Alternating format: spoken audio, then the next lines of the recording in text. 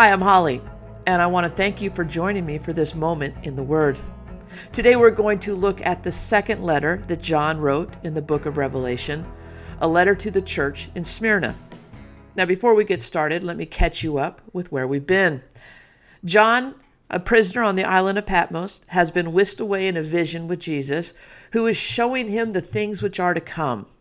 And in the midst of that, he instructs John to write down everything he sees and hears and send these letters to the 7 churches of Asia. Now, 7 represents a number of completion, so we can look at these letters not only as individual letters to each church, but a letter to the church as a whole, both the past and the present. Think of each letter as Jesus' personal message to those Christians. When we look at the structure of the letter, they're all very similar. It starts with a partial revelation of Jesus that ties back to the description of what John saw in chapter 1. Next, we will see a positive affirmation from Jesus, looking at the church and what they do well. But that's then followed by a corrective exhortation, where they are falling short. And then finally, Jesus gives them an eternal motivation to change or to correct what they need to in order to have that eternal existence with Jesus.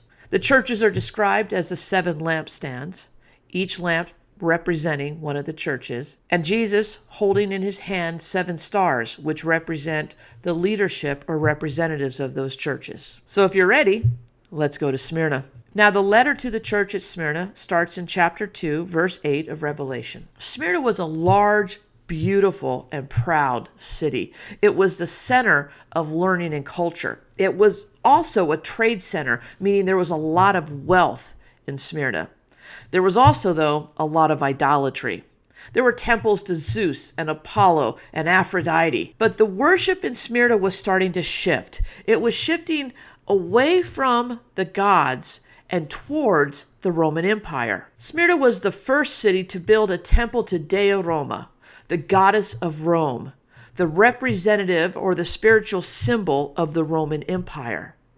Later, the city will be selected to build the first temple to the Roman emperor, Tiberius Caesar. We're starting to see a historical shift in Smyrna with the worship and the connection to the government of the Roman Empire. In roughly 80-90 AD, Emperor Domitian was the first Roman emperor to take on the title of Lord, and your political loyalty was tested in the use of that title. As a Christian, all you had to do was burn a little incense, say Caesar is Lord, get a certificate, and then you could be on your way to worship however you pleased.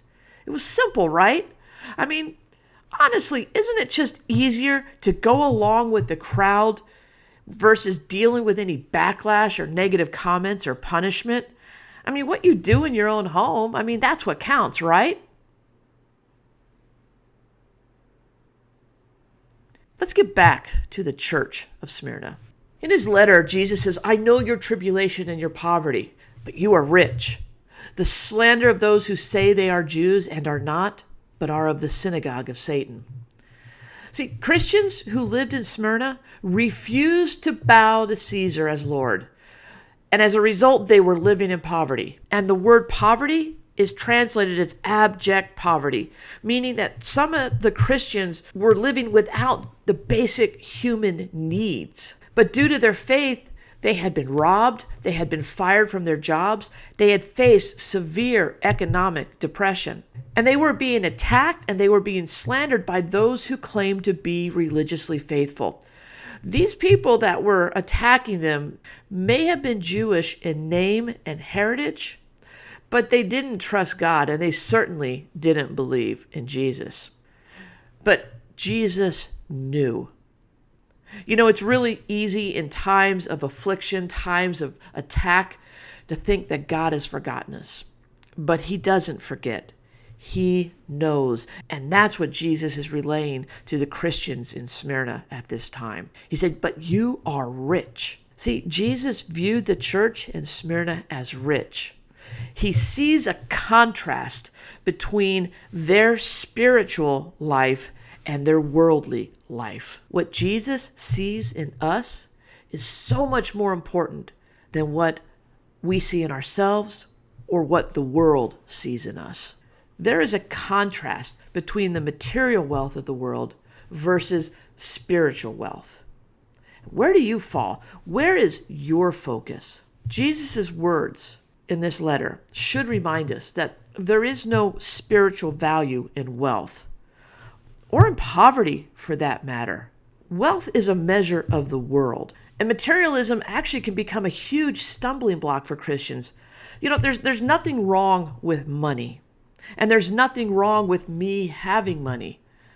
The problem comes when money has me, when the money becomes my focus. And in the midst of their poverty, that was not the focus of the Christians in Smyrna. There is more wealth, they would tell you, in the relationship they had with Jesus than anything that they could earn in the world. Ask yourself, which is more valuable? The wealth you have on earth or the wealth you have in your relationship with the one true God? We have to have an eternal perspective. And that's exactly what the church of Smyrna had. They're not losing their faith because they are losing their money. No, they are focused instead on the eternity that they get to spend with Jesus. And no amount of money can replace that. Hebrews 10:34 has a line that talks about early Christians who joyfully accepted the plundering of their goods, knowing that they have an enduring possession for themselves in heaven. That's exactly how the church of Smyrna was living, and that's exactly why Jesus praised them for that. But Jesus had more to say. He said, "Do not fear what you are about to suffer. Behold, the devil is about to throw some of you into prison, that you may be tested. For 10 days you will have tribulation. Be faithful unto death, and I will give you the crown of life." When Jesus tells them, "Do not fear," he's literally saying, stop being afraid. Though they had that eternal focus, does not mean they weren't afraid. They were enduring persecution, and it's just a natural human response to feel fear.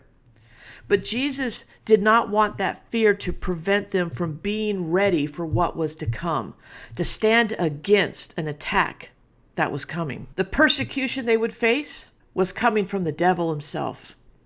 10 days in jail. And prison in these days was not like prison today. They weren't sitting in an air-conditioned day room with an Xbox and a TV. Jail typically was a spot where you waited for trial and then execution.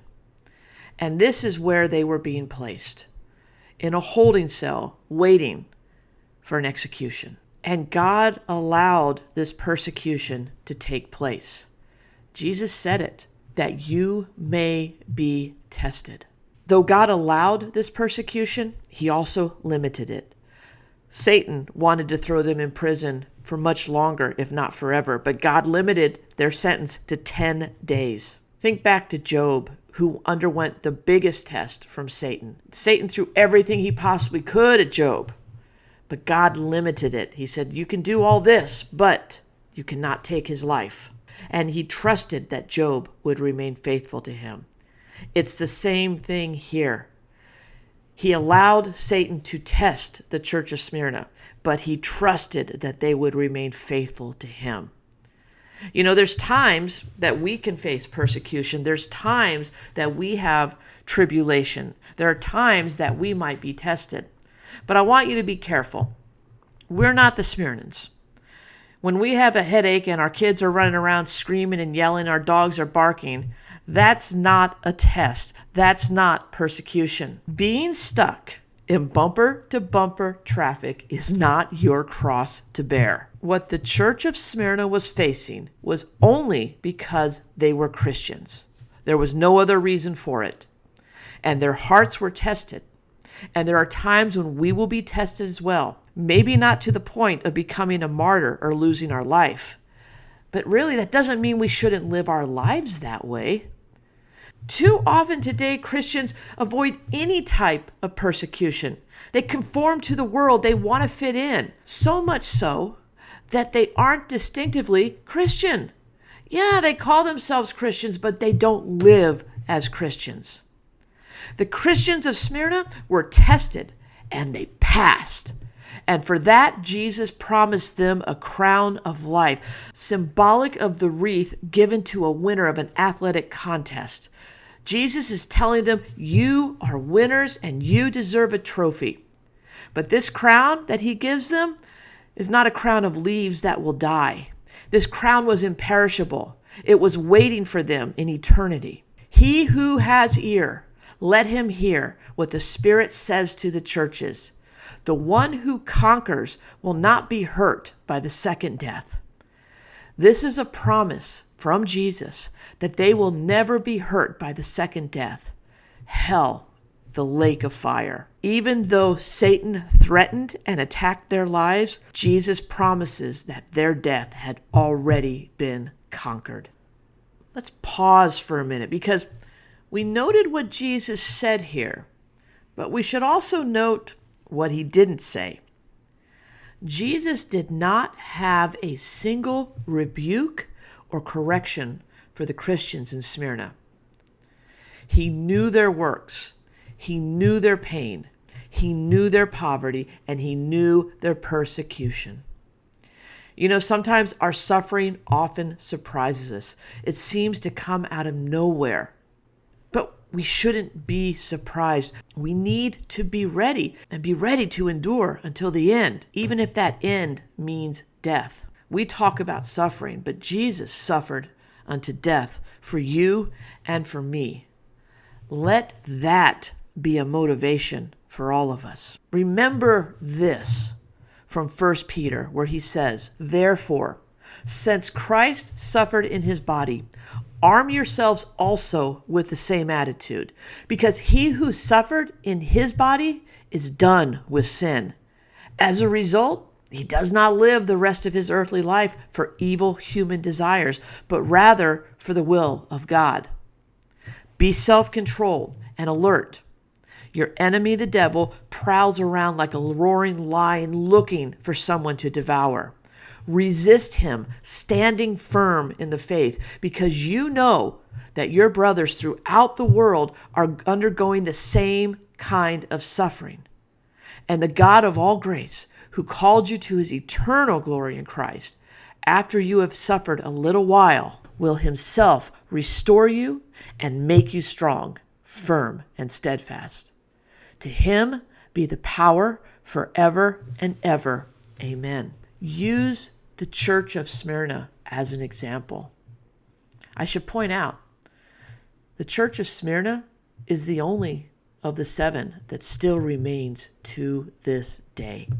Chew on that for a bit. Be blessed, and we'll see you next time.